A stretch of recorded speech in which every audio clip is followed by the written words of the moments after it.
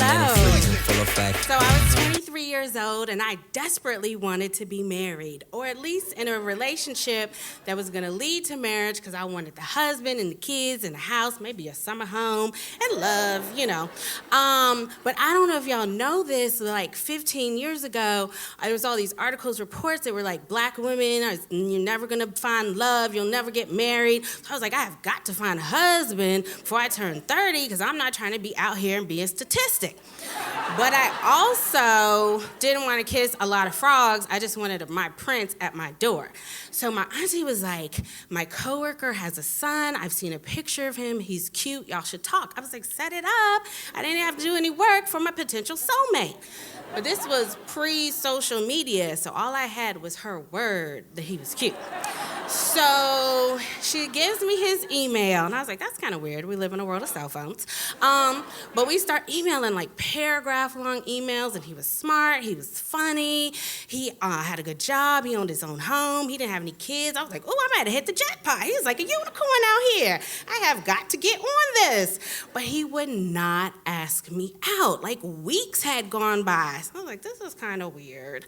So I asked my aunt, what's up with him? She's like, well, I got a little more info. Turns out he was dating this woman. She had 3 kids. He was really in love with her. He moved all of them in. Then he caught her cheating on him, so he had to kick them all out. He's a little depressed. He's a little devastated. Might still be in love with her, but he's a good dude. So, like, just be patient. So I heard all of these things, and I just pushed those red flags out the way. And I was like, I am a strong black woman. I'm going to ask him out on a date on Valentine's Day. Because that makes sense, right? To go out with like a quasi-stranger on the most romantic day of the year. But I had found this anti-Valentine's Day party happening at Adams Morgan. So I was like, okay, that'll take the pressure off. So he agrees. The day comes, I get to the spot at 8 o'clock. I'm waiting, 15 minutes go by, 30 minutes go by. So I text him, I'm like, what's up? So he lived in PG, well, gorgeous Prince George's, I'm sorry. And he was like, it took me 40 minutes to get into the city. I'm here, I've been looking for parking for 30 minutes, and I can feel that he's annoyed and angry through text messages, right? And I was like, okay.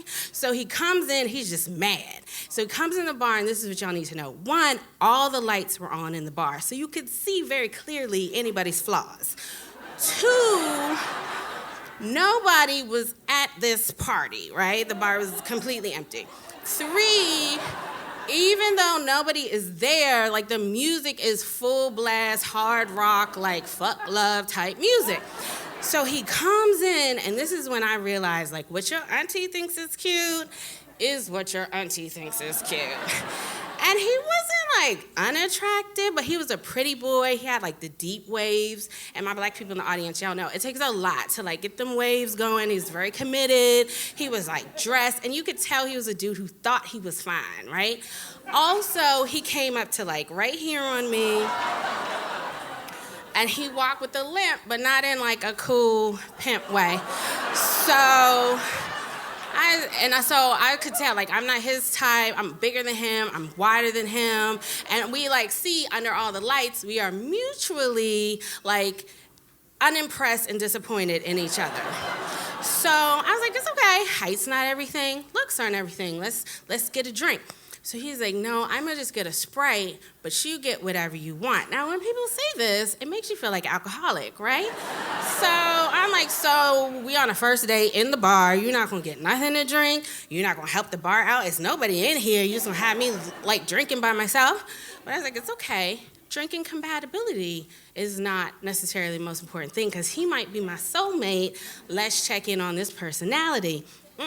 No.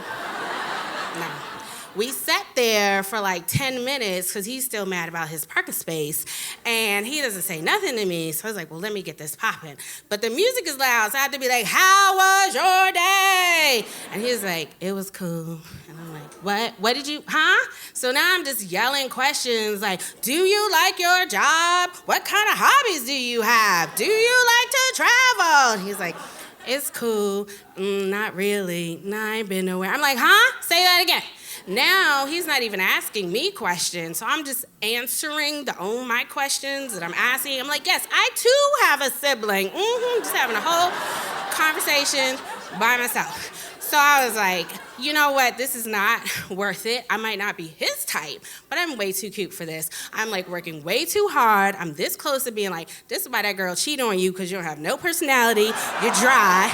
I want all my weeks back and all the emails that I sent to you. Like, it's a waste of time. But I was like, no, like, keep the crazy in. I'm just going to call it time of death on this date, 9:30 p.m. So 15 years have passed. You're wondering, am I still single? Yes, I am a statistic, but I'm never letting my auntie set me up again. Thanks, y'all.